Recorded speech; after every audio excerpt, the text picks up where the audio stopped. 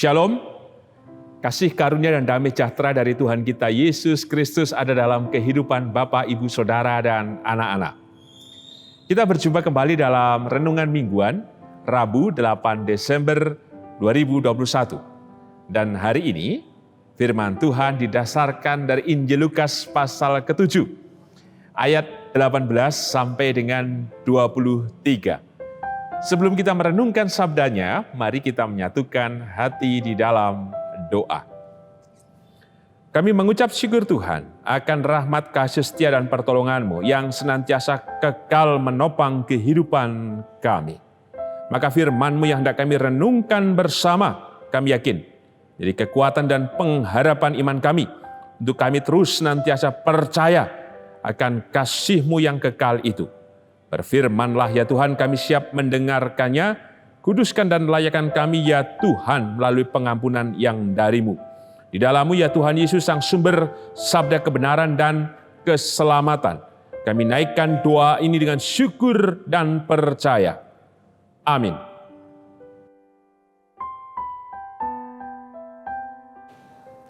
Lukas pasal ke-7 ayat 18 sampai dengan 23. Demikian sabdanya. Yesus dan Yohanes Pembaptis. Ketika Yohanes mendapat kabar tentang segala peristiwa itu dari murid-muridnya, ia memanggil 2 orang dari antaranya dan menyuruh mereka bertanya kepada Tuhan. Engkaukah yang akan datang itu, atau haruskah kami menantikan seorang lain? Ketika kedua orang itu sampai kepada Yesus, mereka berkata, Yohanes Pembaptis menyuruh kami bertanya kepadamu, engkaukah yang akan datang itu, atau haruskah kami menantikan seorang lain?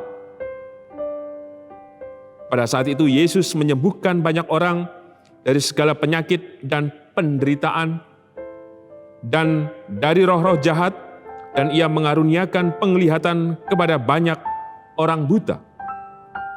Dan Yesus menjawab mereka, pergilah dan katakanlah kepada Yohanes apa yang kamu lihat dan kamu dengar. Orang buta melihat, orang lumpuh berjalan, orang kusta menjadi tahir, orang tuli mendengar, orang mati dibangkitkan, dan kepada orang miskin diberitakan kabar baik. Dan berbahagialah orang yang tidak menjadi kecewa dan menolak aku. Berbahagialah kita yang mendengarkan sabda Tuhan dan berbahagialah kita yang percaya. Maranatha. Amin. Bapak, Ibu, Saudara, dan anak-anak, tema renungan mingguan hari ini, tidak kecewa dan tidak menolak. Seringkali kita berprasangka, karena tentu prasangka muncul biasanya dari hal-hal yang tidak kita ketahui. Tetapi seringkali informasi itu sudah datang duluan. Kalau berbicara prasangka, maka kemudian yang tersirat dalam pikiran kita adalah mengenai sesuatu yang negatif atau tidak baik. Termasuk juga berprasangka kepada Tuhan. Prasangka ini muncul tentu saja dari konstruksi, atau pendapat, atau juga dari bacaan, bahkan dari apa yang kita renungkan. Khususnya berkaitan dengan kehidupan yang kita jalani. Terlebih, jika kemudian kita membandingkan dengan yang lain. Contoh konkretnya adalah ketika kita dalam suasana atau dalam situasi yang tidak mengenakan. Tentu kita pernah membuat prasangka kepada Tuhan. Kenapa Tuhan tidak segera datang, tidak segera menjawab, tidak segera memberikan pertolongan. Padahal teks kitab suci, persis seperti firman Tuhan hari ini, mengatakan Tuhan menyembuhkan, Ia mengadakan berbagai mukjizat. Orang buta bisa melihat, orang yang kerasukan setan kemudian bisa dilepaskan, orang yang menderita dipulihkan. Prasangka inilah yang kemudian membuat kita menuntut Tuhan. Apakah aku bisa mengalaminya? Apakah aku bisa berjumpa dan menemukan jawab atas setiap peristiwa dan pertanyaan hidupku? Yang biasanya semakin membuat kita ngenes adalah jika kita melihat yang lain. Yang lain sepertinya bahagia, santui-santui saja, enak. Tidak ada yang sepertinya dipikirkan dan membuat mereka kepalanya pusing atau pening. Kadang kita menjadi semakin emosi, semakin kemudian membuat kita berjarak dengan Tuhan. Persis dengan teks yang kita renungkan hari ini. Konteksnya jika kita memperbandingkan di Injil Matius pasal ke-11, dimulai dengan ayat yang kedua, jelas bahwa dalam situasinya Yohanes Pembaptis ada di dalam penjara. Jika kita membayangkan dalam situasi penjara, dan tentu Yohanes sudah tahu bahwa ia akan dihukum mati. Apa yang muncul? Gelisah, takut, terancam, menderita, dan lain sebagainya. Hal yang membuat diri Yohanes tentu saja butuh penguatan, butuh keteguhan, butuh air segar untuk hidupnya. Sekalipun ia telah dipilih oleh Tuhan, tetapi kemanusiaannya juga berbicara, kemanusiaan juga berdialog. Hal yang wajar tentu saja. Ya seperti saya seorang pendeta, romo, atau ulama lainnya, saya yakin juga tidak ada yang sempurna.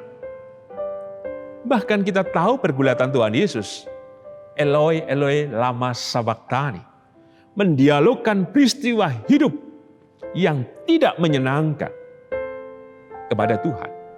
Apakah ini menunjukkan rasa tidak percaya? Bisa memang menunjukkan sebuah kebimbangan. Tetapi teks ini lebih menunjukkan pada apa? Dinamika. Bahwa iman itu tidak berhenti. Bahwa iman itu tidak diam. Tetapi iman itu terus berdialog, berdinamika. Terus kemudian dinyatakan, dirumuskan, direfleksikan, dikaji ulang, dipikirkan kembali, ditemukan, dan dirasakan. Itulah yang terjadi atas kehidupan Yohanes. Sehingga Yohanes meminta murid-muridnya, khususnya ia mengutus 2 orang muridnya, bertanya kepada Tuhan Yesus, apakah engkau yang akan datang itu, ataukah kami harus menunggu seorang yang lain? Padahal kita tahu Yohanes adalah saudaranya Tuhan Yesus. Bahkan Yohanes pernah mengatakan sebelum melakukan pembaptisan kepada Tuhan Yesus, aku tidak layak membuka tali kasutnya pun. Berarti sebenarnya Yohanes tahu keilahian Tuhan Yesus. Dan ia juga telah mendengar bagaimana Tuhan Yesus berkarya dalam pelayanannya. Tetapi kenapa ia harus menyuruh murid-muridnya bertanya kepada Tuhan Yesus? Kita perhatikan di ayat 19 dan ayat 20. Inilah yang disebut dengan cara menghidupkan iman. Dan kemudian Tuhan Yesus, kita lihat secara khusus dalam firman-Nya di ayat yang ke-21. Pada saat itu Yesus menyembuhkan banyak orang dari segala penyakit dan penderitaan, dan dari roh-roh jahat, dan ia mengaruniakan penglihatan kepada banyak orang buta. Ketika ada pertanyaan itu, Tuhan menunjukkan di depan mata 2 utusan dari Yohanes. Inilah yang kulakukan. Aku konsisten bahwa sampai dengan muridnya datang, maksudnya murid Yohanes, Tuhan Yesus tetap melakukan apa yang menjadi panggilan kehidupannya untuk menyatakan keselamatan. Ia tetap mewartakan kasih, bela rasa, dan berpihak kepada mereka yang menderita. Dan kuasanya yang sejatinya dalam dirinya sebagai Tuhan tetap dianugerahkan kepada siapa saja yang datang memohon kepadanya. Di depan mata murid dari Yohanes ini, Tuhan membuktikan bahwa dirinya memang layak dipercaya. Jadi Yohanes tidak perlu menunggu seorang yang lain. Tapi biarlah Yohanes tetap teguh dalam imannya. Seperti ketika Tuhan Yesus dibaptis, surga terbuka, inilah anak yang kukasihi, kepadanya aku berkenan. Maka itulah yang dipercaya oleh Yohanes. Supaya ia tetap teguh bahwa Tuhan Yesus adalah Mesias, Juru Selamat atas hidupnya. Pesan apa yang kita terima? Kita perhatikan secara khusus di ayat yang ke-22. Dan Yesus menjawab mereka, "Pergilah dan katakanlah kepada Yohanes apa yang kamu lihat dan kamu dengar. Orang buta melihat, orang lumpuh berjalan, orang kusta menjadi tahir, orang tuli mendengar, orang mati dibangkitkan, dan kepada orang miskin diberitakan kabar baik." Bahwa Tuhan menyatakan keselamatan kepada siapa saja yang memohon kepadanya. Maka keselamatan itu terjadi atas Yohanes. Kata pergilah meneguhkan utusan dari Yohanes, sekaligus meneguhkan iman Yohanes, sekalipun ia dalam penjara dan terancam untuk mati. Kiranya Yohanes bisa mendengarkan kesaksian dari muridnya bahwa Tuhan Yesus tetap selamanya ya dan amin adalah Tuhan yang menyatakan kabar baik, yang menyatakan mukjizat dan kuasanya bagi setiap orang. Dan Tuhan juga mengingatkan utusan Yohanes, apa yang kamu lihat dan apa yang kamu dengar, itulah yang harus dikatakan pada Yohanes. Inilah yang menjadi panggilan berkat bagi kita bersama. Kita juga harus tetap pergi. Apakah kemudian kita pergi seperti orang yang kosong, melompong, potong, tidak punya kekuatan? Bukan demikian. Tapi biarlah apa yang telah kita lihat dan apa yang kita telah dengar tentang kuasa, kasih, dan pengalaman iman kita bersama Tuhan, itu yang kiranya memampukan kita. Kita adalah orang tuli. Kita adalah orang buta. Kita adalah orang-orang yang kerasukan roh jahat. Kita adalah orang yang miskin. Maka kita tetap pergi dan percaya bahwa Tuhan juga hadir menyelamatkan kita. Sekalipun mungkin dalam situasi-situasi seperti di penjara, kita tidak bebas, khususnya dalam masa pandemi ini. Kita merasa tertekan, terbeban. Maka biar kita tetap pergi. Karena kuasa yang menyelamatkan tetap konsisten hadir atas kehidupan dan pengharapan kita masing-masing atas hidup kita. Sebagai penutup tema hari ini, tidak kecewa dan tidak menolak. Yohanes tidak sedang kecewa dan tidak sedang pula menolak Tuhan Yesus. Demikian juga atas apapun prasangka kita kepada Tuhan, kiranya tidak membuat kita berjarak dan semakin jauh dari Tuhan. Tapi prasangka itu kita dialogkan dengan Tuhan. Terus bertanya, mencari wajahnya, mencari kemuliaannya. Bukan dengan berdiri, berdiam. Nyatakan itu dalam doa. Nyanyikan itu dalam pujian. Nyanyikan itu dalam ritual-ritual ibadah. Nyatakan itu dalam kesanggupan kita untuk memberikan pengampunan, sekaligus juga meminta ampun. Kesanggupan diri untuk terus berbagi dan merayakan kehidupan, mewujudkan damai sejahtera bersama dengan keluarga dan komunitas-komunitas yang ada di sekitar kita.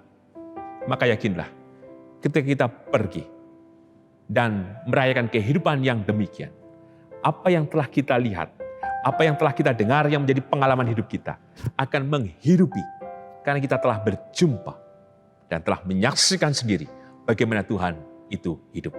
Sehingga setiap prasangka itu terjawab oleh kasih-Nya yang telah menyatakan diri atas hidup kita. Di ayat yang ke-23. Dan berbaikilah orang yang tidak menjadi kecewa dan menolak aku. Jika kita telah pergi dan terus percaya, maka kita akan menemukan kebahagiaan yang sejati itu yang dari Tuhan. Sehingga kita tidak akan pernah kecewa dan tidak akan pernah menolak Tuhan kita Yesus Kristus. Maranatha, amin.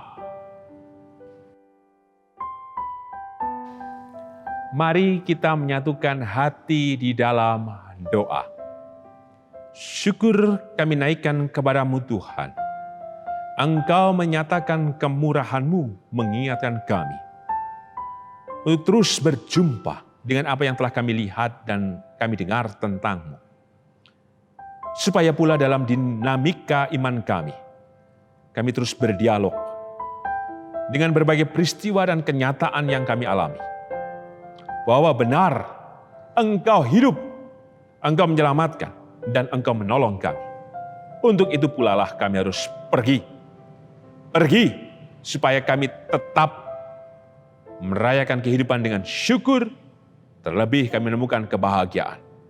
Mampukan kami tidak kecewa, mampukan kami tidak menolak-Mu Tuhan.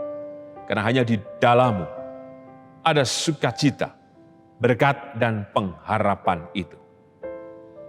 Oleh karena itu juga Tuhan, di dalam-Mu pula, kami memohon untuk hamba-hamba-Mu yang dalam keadaan sakit dan pemulihan kesehatan, dan juga yang sudah memasuki masa lansia atau adius. Khususnya kami berdoa untuk Ibu Rusmiati Buyung, Ibu Sarno, Ibu Tugira Sariman, Ibu Tia Mangun Sentono, Ibu Mur Jangkung, Bapak Siswa Prayitno, Bapak Saharun, Ibu Joyo Pawiro, Bapak Sadal Paulus, Bapak Christian Dauribu, Bapak Elias Sariman, Ibu Marti Utomo, Ibu Waginah Paijo, Bapak dan Ibu Priyono, Ibu Ami Birowo, Bapak Yonatan Purwoko, Anak Amoresia, Ibu Endah Hediati, Bapak Sudarsono, Bapak Ngatimin, Bapak dan Ibu Budiandono, Ibu Sih Prajanji Rahmatjo, Bapak Wilson Siagian, Ibu Nyak Nilawati, Bapak Warsito Utomo, Ibu Swiati Sriwiyati, Bapak Rasdiman, Bapak Setiantono, Bapak Larbadio, Bapak Andreas Rasyono, Ibu Dewi Slamet Sunarno, Bapak Repin Sukarsono, Anak Nasya Amanda.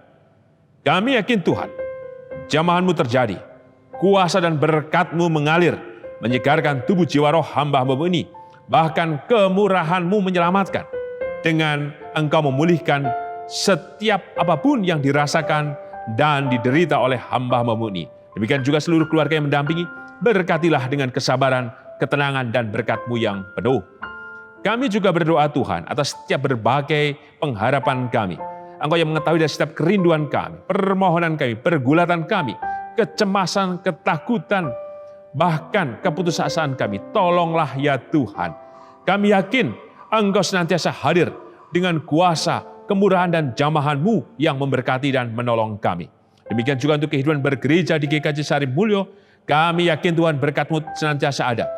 Kuasa-Mu dinyatakan dan mampukan terus kami terbuka akan kuasa yang dari-Mu ya Roh Kudus ya Tuhan Yesus. Mohon berkat-Mu pula Tuhan untuk kehidupan berbangsa dan bernegara di Indonesia ini Tuhan. Khususnya terjadi bencana erupsi di Gunung Semeru Tuhan. Kami yakin Engkau menolong setiap korban. Kami yakin memberkati mereka yang berduka, memberkati mereka yang kehilangan harta benda. Dan apapun itu, pulihkanlah Tuhan oleh kasih kemurahan-Mu. Dan mampukan kami pula bersama-sama berbagi dan menolong mereka dengan apapun yang kami miliki Tuhan. Untuk itu gerakanlah kami Tuhan untuk memberikan pembantuan dan pertolongan untuk mereka. Inilah doa kami ya Tuhan Yesus, yang kami naikkan hanya dalam kuasa kasih dan kemurahan-Mu. Di dalam-Mu Tuhan kami percaya dan berserah. Amin. Tuhan Yesus memberkati Bapak, Ibu, Saudara, dan anak-anak, kini dan sepanjang masa. Amin.